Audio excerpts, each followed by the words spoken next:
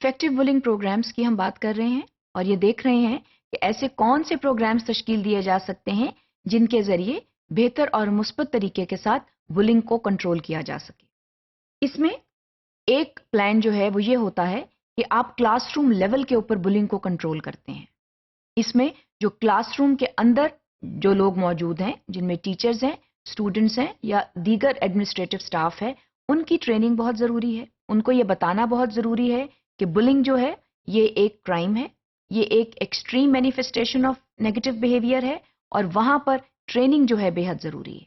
تو class room level intervention سے یہ مراد ہے کہ ٹیچرز جو ہیں وہ فلی ٹرینڈ ہیں بلنگ انسیڈنٹس کو ہینڈل کرنے کے لیے. ان کو معلوم ہے کہ بلنگ کی ڈیفینیشن کیا ہے، بلنگ کے اندر کون کون سے بیہیویئرز آ جاتے ہیں اور ان کو کیسے اور کب کنٹرول کرنا ہے.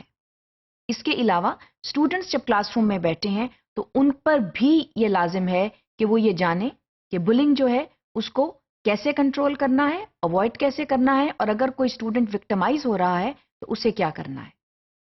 تو کلاس روم لیول انٹروینشنز کی جب بات ہوتی ہے تو اس میں سب سے پہلے تو یہ بات ہے کہ ٹیچرز جو ہیں ان کو کلیئرلی کمیونیکیٹ کر دینا چاہیے کہ بلنگ کیا ہے، اور اس کے لیے یہ بہت ضروری ہے کہ اسٹوڈنٹس کو پراپر آگاہی دی جائے. اس میں آپ اپنے لیسن پلانز ایسے بنا سکتے ہیں جس میں بلنگ کے اوپر تھیم سلیکٹ کی جا سکتی ہیں اور بلنگ کے اوپر بات ہو سکتی ہے. عام طور پر ہم جب ڈائریکٹ مورلائز کرتے ہیں تو اس کا اثر جو ہے وہ مثبت نہیں ہوتا، اسٹوڈنٹس جو ہیں اس کو سیریسلی نہیں لیتے.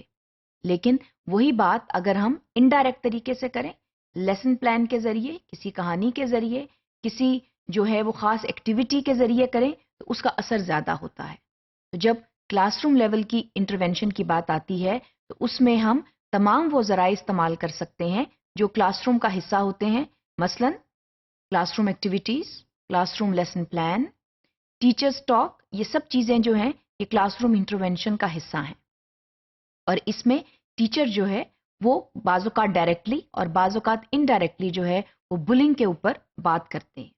اس میں لیسن پلانز جو ہیں، جب آپ اپنے ٹرم کا لیسن پلان بنائیں تو ایسے ٹاپکس کا ضرور استعمال کریں جن کا تعلق جو ہے وہ اسٹوڈنٹس کی زندگی کے ساتھ بہت گہرا ہوتا ہے. ہم نے جیسے پہلے بھی بات کی تھی کہ بلنگ سے کسی کی شخصیت جو ہے وہ مستقل طور پر مسخ ہو سکتی ہے. تو یہ بہت ضروری عمل ہے کہ اس کے بارے میں پراپر آگاہی دی جائے. اس کے علاوہ یہ دیکھنا ضروری ہے کہ جو اسٹوڈنٹس ہیں، اسٹوڈنٹ لیول انٹروینشن کیا ہو سکتی ہے. اس میں وہ تمام کلاس روم ایکٹیویٹیز ہیں جو سامنے آ سکتی ہیں، اور کلاس روم activities, group work, pair work کے ذریعے ہم اسٹوڈنٹس کو اس بارے میں مزید آگاہی دے سکتے ہیں. اسٹوڈنٹس جو ہیں وہ ایک دوسرے سے بات کر سکتے ہیں، جو پوٹینشیل بلیز ہیں ان کے ساتھ بات ہو سکتی ہے، جو پوٹینشیل وکٹمز ہیں ان کے ساتھ بات ہو سکتی ہے، اور گروپ ورک اور پیئر ورک کے ذریعے ہم ان تمام چیزوں کو جو کہ بلنگ کے انڈر آتی ہیں ان پر بات کر سکتے ہیں. ایسی ایکٹیویٹیز کر سکتے ہیں جن کو کرنے کے بعد یہ ثابت ہو کہ بلنگ جو ہے وہ ایک بہت بری چیز ہے. تو دو طرح کی انٹروینشنز کی ہم یہاں بات کر رہے ہیں. ایک ہم کلاس روم انٹروینشن کی بات کر رہے ہیں، ایک ہم اسٹوڈنٹ لیول انٹروینشن کی بات کر رہے ہیں، اور یہ دونوں انٹروینشنز جو ہیں یہ بہت ضروری ہیں جب ہم بلنگ کی بات کرتے ہیں. اس میں جو اسمال گروپ آف وکٹمز ہیں یا اسمال گروپس آف بلیز ہیں ان کو سامنے رکھ کر ان کو جو ہیں وہ ان کے اوپر کام ہم کر سکتے ہیں. جو اسٹوڈنٹس ہیں، جو پیئرز ہیں، ان کو معلوم ہوتا ہے کہ مختلف جو اسٹوڈنٹس ہیں ان کی نفسیات کیا ہے. تو students can be used as effective sources to control and eradicate bullying, because peer influence is a big influence. اور بلنگ جو ہے وہ عام طور پر جو ہے وہ گروپ کی شکل میں بھی ہوتی ہے.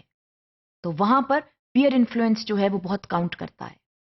تو اگر ہم اس کو پازیٹیو اپروچ کے طور پر لیں اور گروپ اور پیئر ورک کے ذریعے ہم ان باتوں پر بات کریں اور اس کو کنٹرول اور ایریڈیکیٹ کرنے کی بات کریں تو اس کا بہت اچھا اثر ہو سکتا ہے. تو جب ہم ٹیچر لیول انٹروینشن کی بات کرتے ہیں تو اس میں lesson plans, class room activities آ جاتی ہیں. جب ہم اسٹوڈنٹ لیول انٹروینشن کی بات کرتے ہیں تو اس میں چھوٹے گروپس کی شکل میں اسٹوڈنٹس جو ہیں وہ آپس میں ان موضوعات پر بات کر سکتے ہیں، بحث کر سکتے ہیں اور یہ دیکھ سکتے ہیں کہ کیا اچھا ہے اور کیا برا ہے۔